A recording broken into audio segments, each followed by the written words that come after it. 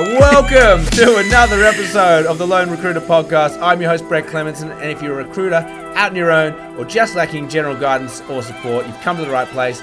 Our episodes are designed to give you the motivation, the strategies, and the mentorship you need to become the very best lone recruiter. So join us, grab a cup of coffee, and let's take your desk to another level. Now, today, we're joined by Michelle White from Empowered Decision. Welcome. Good morning, Brett. Very good. Very good morning, although it's a little smoky outside. We're on our quest to interview 100 recruiters, the same 5 questions to find out what the secret sauce might be. Now, Michelle is a very special guest because I've known her for how long now? 16 years. And yeah, probably. Yeah, you're making me feel very young saying that, so let's just... I'm sorry. I mean, you wouldn't know. You look the same age as me. If you follow this podcast and you're loving the material that we're coming out with, she's the godmother of specialist recruitment. In that, 16 years ago, I flew to Perth for my very first day of recruitment induction. And who was there to greet me? Michelle. Michelle trained me for a full week. And my word, was it good training. And it stuck with me. 16 years later, I am still doing the same market, still operating in the same way, and having better years year on year than I've ever had, and Michelle has largely to thank for that. So now, Empowered Decision, why I've got you on, you're not an active recruiter, but you train so many recruiters, it's ridiculous. And the amount of $1 million billers I've seen you develop is astronomical. And if you're listening today, you need to speak to Michelle. Listen to this episode, listen to the gold. If you're a manager of a recruitment agency, or you just want some more support yourself, contact Michelle. She will give you the advice. She'll nail the development and training. She'll crack you over the face when you're doing stupid things. She's my North Star. Welcome, Michelle. So let's get into it. I normally ask people for the Brett. 60 seconds. I know, and I've just done all the talking and I've just done the pitch, but do you want to add anything to that? What's I have zero more to add to that. It was a pretty good intro, wasn't it? Yeah, that's pretty much it, and thank you so much for that. I just think there's a lot of legs in terms of my background, because I started recruiting in the early 90s, and I looked the other day, I had gone through 5 recessions in my recruitment career, so I think, that gives you that kind of resilience in that market, which I think is so amazing. But yeah, I went up that traditional route of stumbling into recruitment like everybody else, and spent about 4 years behind a desk until an opportunity came along to train in the company internally.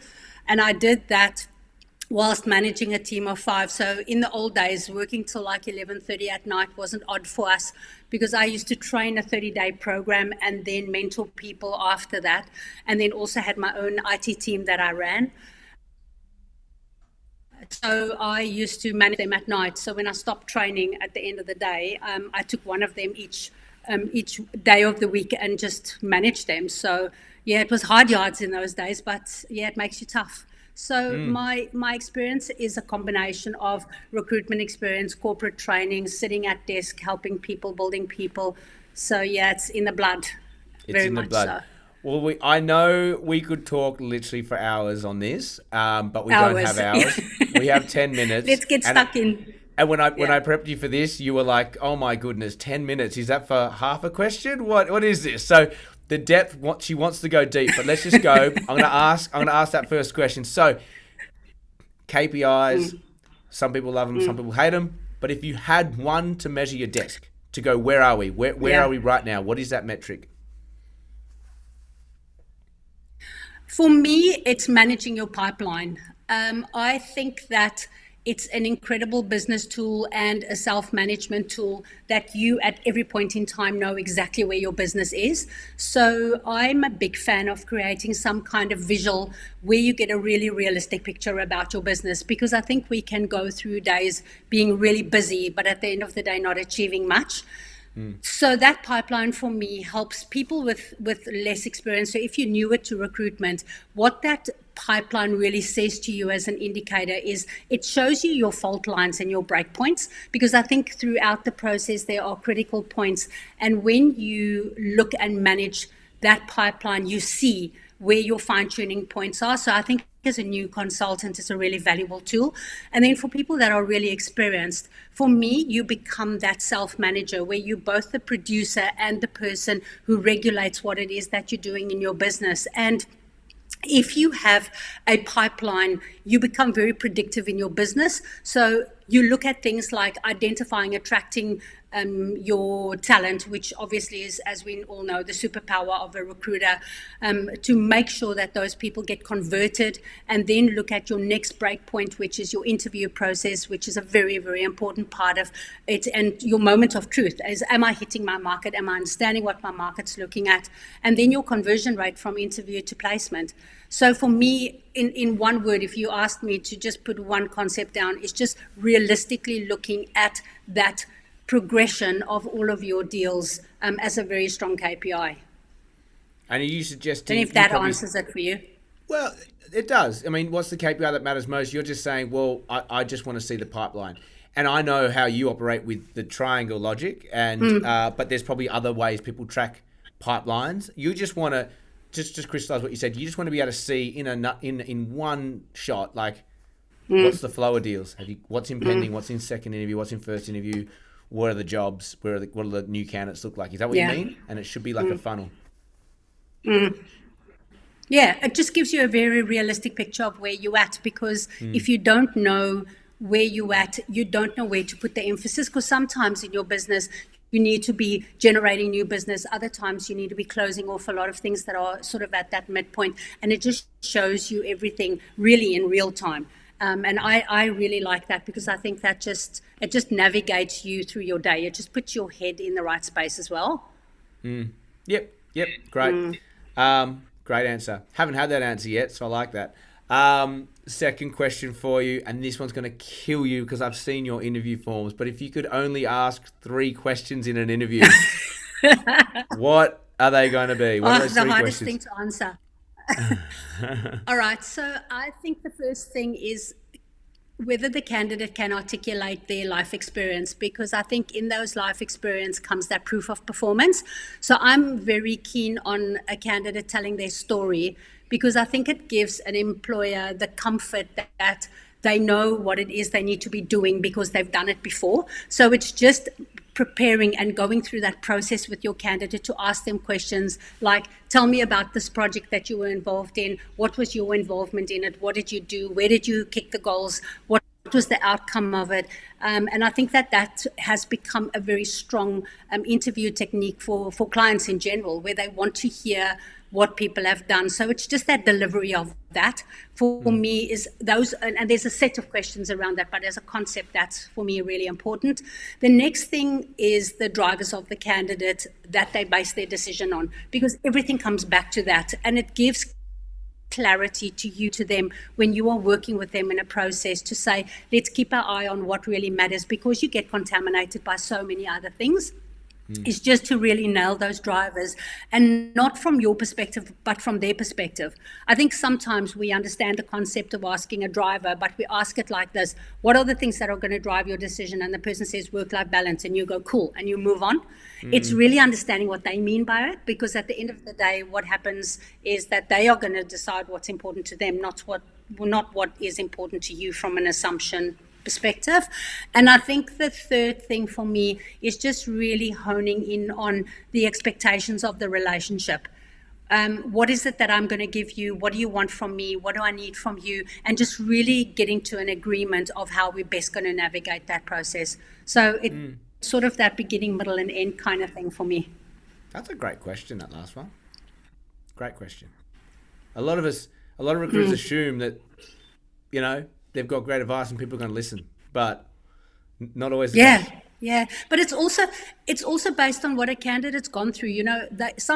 It's weird. They're thinking sometimes they say, I think I need 3 interviews before I make a decision, or 3 options before I make a decision. And it's just that perspective that they have based on what they've experienced before, and just to go, okay, so let's talk about our relationship. And I think that comes down to that at the end of the day, is how is this relationship going to benefit and work best for both of us? And then when you've got that expectation and the lines are clear, then it's good. Then there's that openness and that walking together, instead Absolutely. Of you always pulling which is not ideal. Yeah. No, I love it. I love it. Great. Okay, third question for you. Let's say you go through the process and the offer comes. What's your closing sequence, or what's your closing question, or how do you close a candidate? Well, my favorite last question is, how are you going to be celebrating tonight? That's sort of how I close. That call when you make that's the question. My first question is, hey, it's me. How are you celebrating your new role tonight?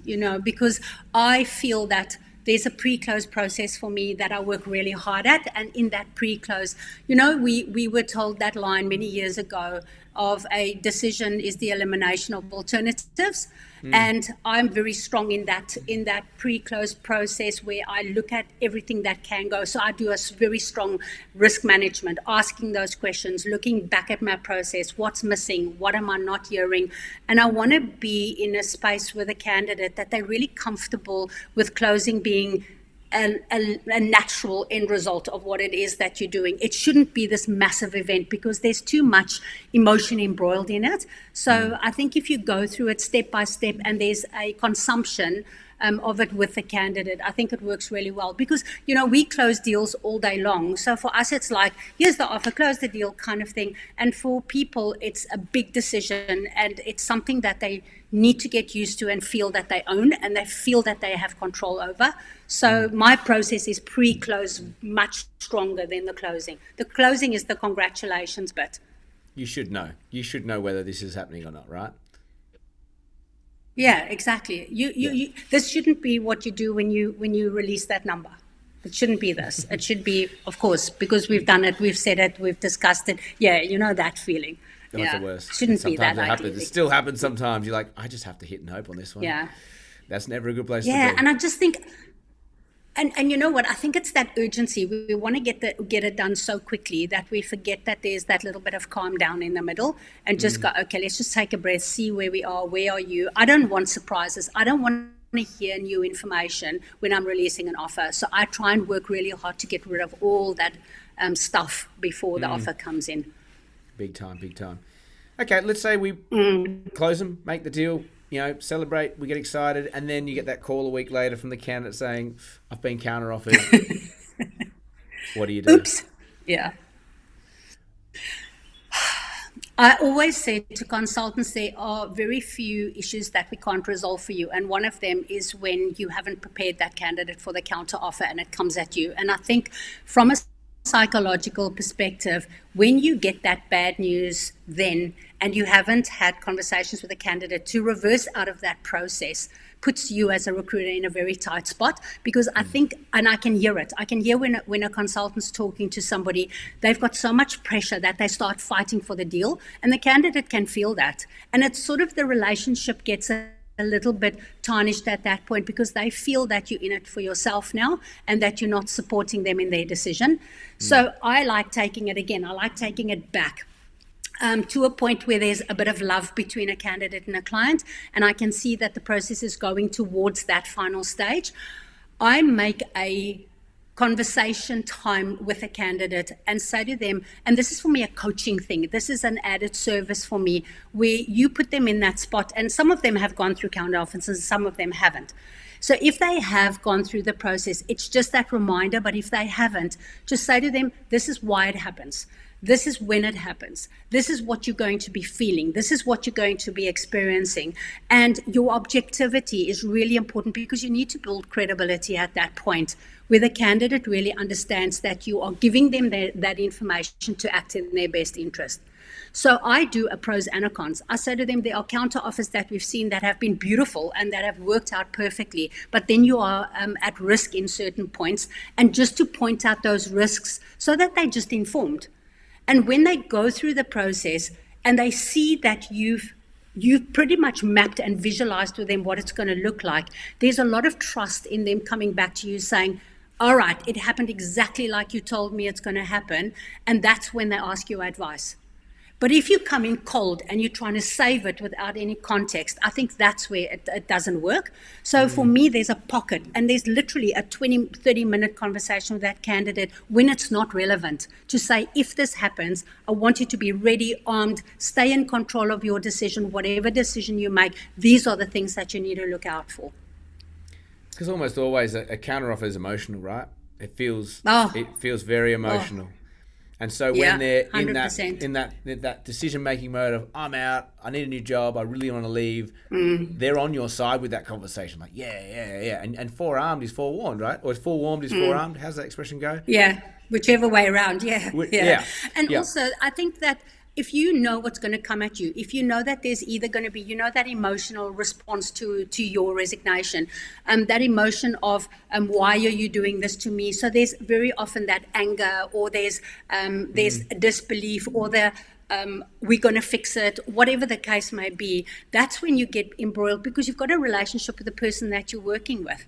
And they know what buttons to push too, So I think it's really important for candidates to stay, and this is the message, to stay in control of the decision that is best for you and your career, rather than being influenced by people around you. But to then be able to absorb all that emotion that comes at you, and staying in the lane, And sometimes it is a good idea. Sometimes you can't argue it. You know what I'm saying? But they need to understand that they weren't swept along in the wave. They understood what was happening. They understood the process. That it was just rational. And the more you can remove that emotion, the more rational the decision becomes. So I think that that's crucial, is to take them through that journey, and again, spend time with them to explain everything, the motivation of the clients, the intention of them, what they're going to come at. And the points, Brett, for me are so important, because people think that if you aren't counter-offered at resignation, it's not going to happen. And we know there's a day 5 or a day 7 where they come at you. There's a week before you leave the organization. Some people have been counter-offered as they've left the organization within those first 2 weeks, when they're still settling down in a new role. So they need to understand all those points. And it's not something that people know necessarily. No. And I like that line that you said, which is like, I just want you to know what's going to happen and what is happening to you. It's a huge conversation. That was amazing. There's again so many layers to it. Last question for you. And recruitment is a roller coaster. Hopefully, if you're looking at your pipeline and you've got good eyes on that, and you're doing all the right pieces, your roller coaster is not as high and low, but it happens. So how do you pull yourself out of the slump? Yeah, all the time. Yeah. For me, it's just that realization that you're not just defined by your deals. That's not what makes you holistic and happy in recruitment. It's like it's such a big part of it, and it's a measure, but it's not everything. So when you are in that bit of a lull or in a bit of a bad pocket, I think going back to having conversations with people that you built relationships with, to me, that is ultimately, you never get sick of congratulating people because you've done something good and you've impacted good, and that's candidates and clients. So just to go, you know what, I'm not going to be in sales mode. I'm not going to look at my sales at the moment. I feel a bit crappy about everything. I'm just going to have conversations with people. Hey, what's happening in your life? How are you? What's happening in the industry? Just that, and break that rhythm of going, if I'm not doing that activity, or if I'm not doing that deal, and you're in that lull, there's no point in pushing it, because I think you just make it worse. So I think just stepping back a bit and going, okay, read your recommendations, read the testimonials that you receive from people, and just go and look at your worth holistically in people's lives and the relationships that have been there for years, because you develop that, which is fabulous, where people, when you call somebody and they go, hi, Michelle, how are you? Because you're on that call number. So for me, that is really important when things dip a bit, is just to go back to the good things, because there are a lot of them. And I think we miss them sometimes and sit in that pocket for a bit. Yeah, I did an episode not that long ago called The Yellow Post-it Note of Courage. And it's the same thing. Just have your successes. Yes. There. And just when you're having a tough call or a moment, read it and go, oh, I feel good. Yeah.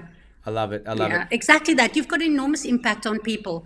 and you need to cherish that, and you need to celebrate that. And there's so much good, and we get a lot of flack sometimes in terms of how recruiters present out there. And at the end of the day, if you look at it, there are people that have done amazing things for organizations and for individuals, and you are part of that. So that's a big tap on the shoulder for me with that. I love it. Look, we're at 20 minutes, and this is a long episode. Probably the longest episode we've done, Michelle. What? I expected it to be longer with you on here. So scratched the surface. I know. If you want to scratch the surface further, call Michelle, call Laura. Empowered Decision. They're going to change you and your recruitment agency's life. They can get you guys from X to Y, and you will be very thankful. It's very affordable too.